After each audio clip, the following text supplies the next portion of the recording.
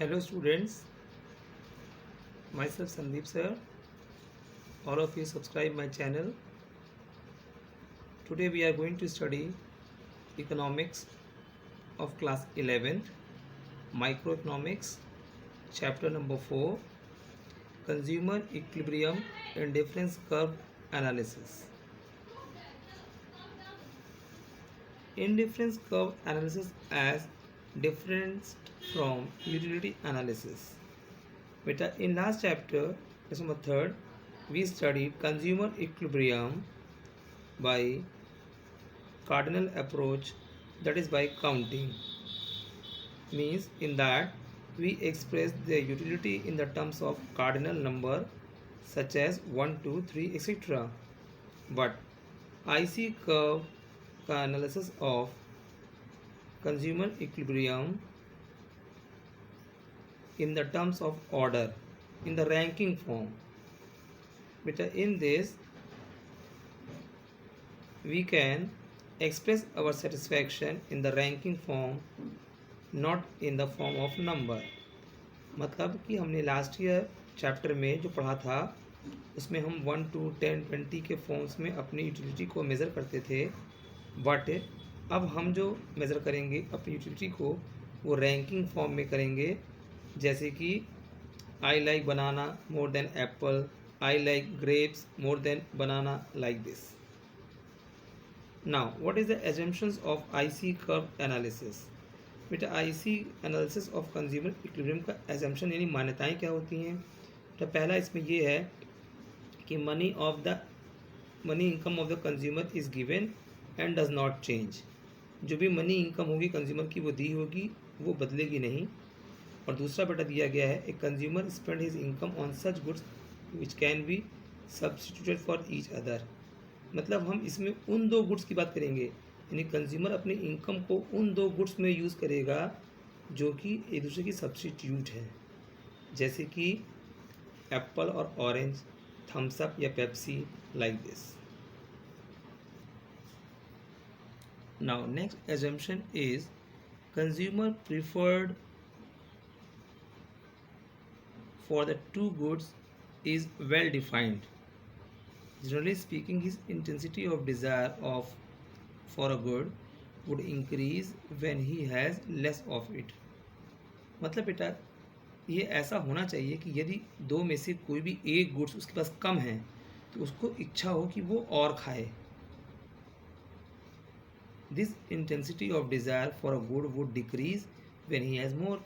और जब उसके पास वो चीज़ ज़्यादा हो जाए तो उसको वो चीज़ कंज्यूम करने की इच्छा कम हो जाए. फोर्थ है बेटा मोर of a good always give more satisfaction of consumer. जितना ज़्यादा गुड्स होगा उसके पास उसको उतना ज़्यादा सेटिस्फेक्शन फील होता है. तो इसे बोलते हैं हम मोनोटोनिक प्रेफरेंस. तो पूछा जाता है क्वेश्चन में what do you mean by monotonic preference. उसमें कहा जाता है कि more of a good always give more satisfaction to the consumer. यानी जितना ज़्यादा गुड्स होगा कंज्यूमर को उतना ज़्यादा सेटिस्फैक्शन फील होगा. और फिफ्थ एंड लास्ट है कंज्यूमर को होना चाहिए रैशनल कंज्यूमर. मतलब कि रैशनल कंज्यूमर वो होता है जो अपनी इनकम में से मैक्सिमम सेटिस्फैक्शन गेन करना चाहता है या गेन करता है, उसे बोलते हैं हम monotonic consumer, rational consumer. The next topic हमारा है indifference set and indifference curve. तो यहाँ पे बताया जा रहा है कि जब कंज्यूमर अपनी इनकम को स्पेंड करता है चाहे गुड्स ए पे चाहे गुड्स बी पे. तो यहाँ पे हमने गुड्स ए को लिया है एप्पल और गुड्स बी को लिया है ऑरेंजेस. और ऑरेंज और एप्पल बेटा दोनों ही क्या है सब्स्टिट्यूट गुड्स. तो हमने यहाँ पे गुड्स ए को लिया है एप्पल और गुड्स बी को लिया है ऑरेंज. और यहाँ पर हम टेबल 1 में शो कर रहे हैं डिफरेंट कम्बिनेशंस.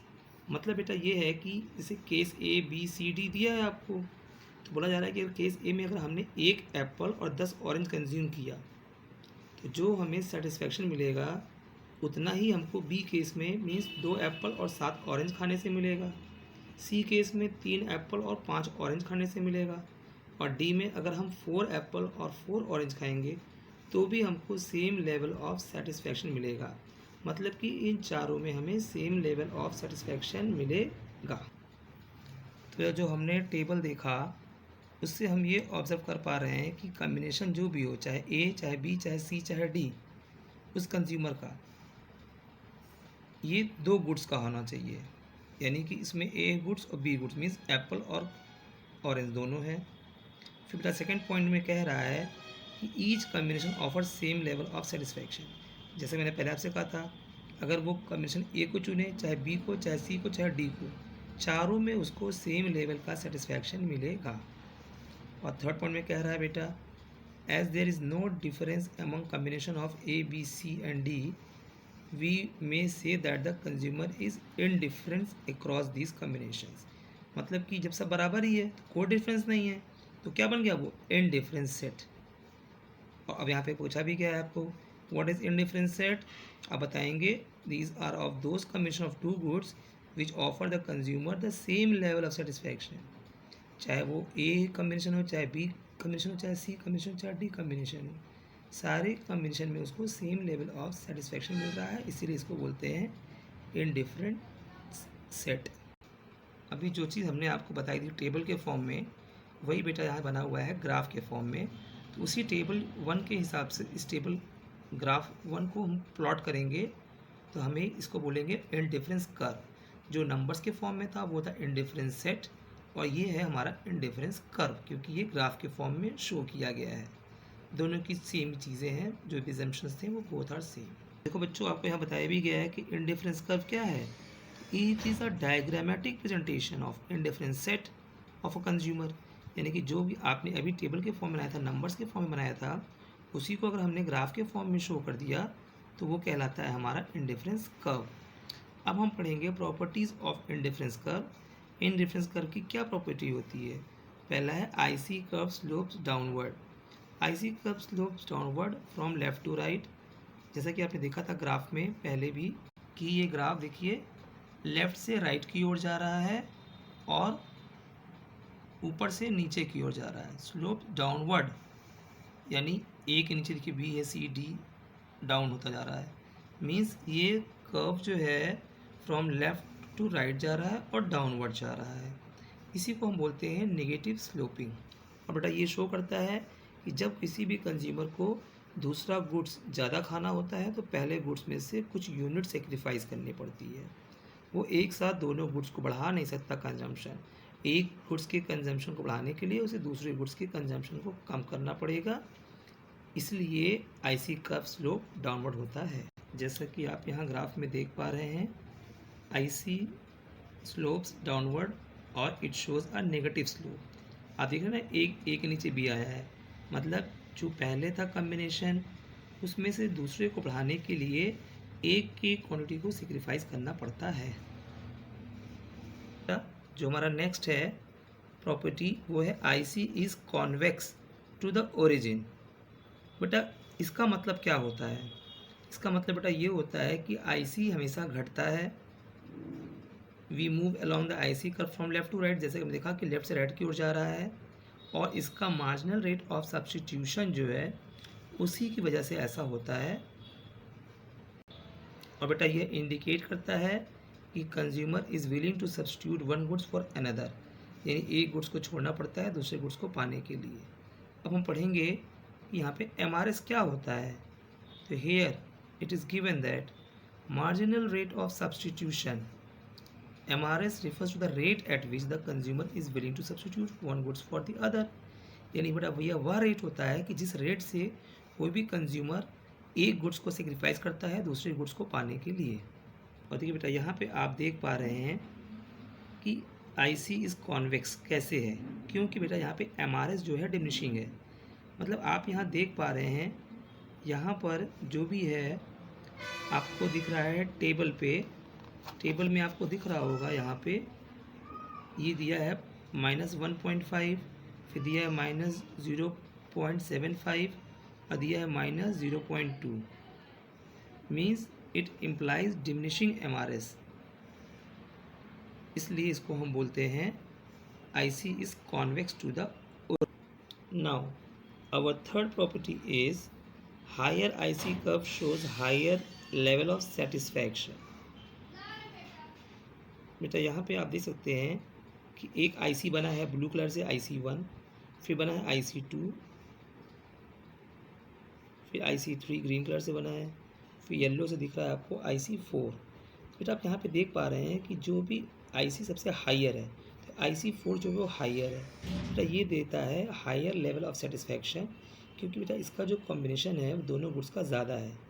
IC1 में उसकी क्वांटिटी कम है, 2 में थोड़ा ज़्यादा है, 3rd में थोड़ा और ज़्यादा है, IC4 जो है वो उसमें सबसे ज़्यादा है। इसलिए यह कहा जाता है कि higher IC curve shows higher level of satisfaction. तो जो आपका ये वाला फिगर है ये हायर IC है, IC4, तो ये बेटा आपको हायर लेवल ऑफ सेटिस्फैक्शन देता है। Now our next property is ICs do not cross और इंटरसेक्ट ईच अदर। यस बेटा, इट इज़ यस बेटा, दो ICs आपस में एक दूसरे को कभी कट नहीं करती है, जैसा कि आप यहाँ देख रहे हैं। तो वही कह रहा है कि ऐसा नहीं है। अब बेटा देखिए ऐसा क्यों नहीं है। ये पहले हमने बनाया ब्लू वाला IC, ये हमने बनाया जब IC1, तो ये क्या शो कर रहा है, A और B बाई सेम ग्राफ पे है बेटा, तो दोनों इक्वल हो गए, जैसा कि यहाँ पे शो किया गया है आपको इस पॉइंट पे, A इक्वल B। ठीक है बेटा। और फिर दूसरा जो ग्राफ बना है आपका ये वाला IC2, यहाँ पे ये है A और C, तो ये शो करता है कि A इक्वल C है, जो कि IC2 पे बना हुआ है। बट आप देख रहे हैं कि A equal B, A equal C। अगर हम इन दोनों से कंपेयर करेंगे इस चीज़ को, तो A और A हो जाएगा cancel, it means B equal C। क्या आपको लग रहा है यहाँ पे कि B इक्वल C है? तो नहीं, ग्राफ को देख के पता चल रहा है कि नहीं, B इक्वल C नहीं है, क्योंकि B अगर यहाँ पे टच करेगा तो C यहाँ पे टच करेगा। इन दोनों में डिफरेंस है, देख रहे हैं आप यहाँ पे डिफरेंस है। इससे यह साबित होता है कि यस, दो IC कभी भी एक दूसरे को इंटरसेक्ट नहीं करते हैं। एंड नाउ बेटा फिफ्थ बेटा जो है, IC does not touch X axis और Y एक्सिस। बेटा दिस पॉइंट सिग्निफाइज दैट कि जो भी हमने बनाया है वो देखिए कि this because IC analysis consider the consumption of two goods. If IC touches Y axis, it would mean that consumption of good X is 0. वैसे बेटा अगर हम Y को कर देंगे, टच कर देंगे, तो वो हो जाएगा कि Y का कंजम्पशन 0 है। लेकिन मैंने पहले ही आपसे कहा था कि दोनों गुड्स का करना है कंजम्पशन, इसीलिए ऐसा बनाना गलत है, यानी कि कभी भी टच नहीं करेगा। क्योंकि अगर वो इस पर टच किया मैंने, तो ये क्या हो गया कि Y का कंजम्पशन 0 हो गया, और अगर हमने इसको X पे टच कर दिया, इसका मतलब X का कंजम्पशन 0 हो गया है। तो वही कहा गया है कि IC does not touch X axis और Y एक्सिस। वो कभी भी IC जो होती है वो कभी भी टच नहीं करेगी, ना X को ना Y को। ये हमारे 5 थे प्रॉपर्टीज़ ऑफ IC इंटरफेरेंस का। बेटा ये बहुत ही इंपॉर्टेंट टॉपिक है। It is the first part of the chapter, and for remaining topics you have to see our next video of this chapter part 2.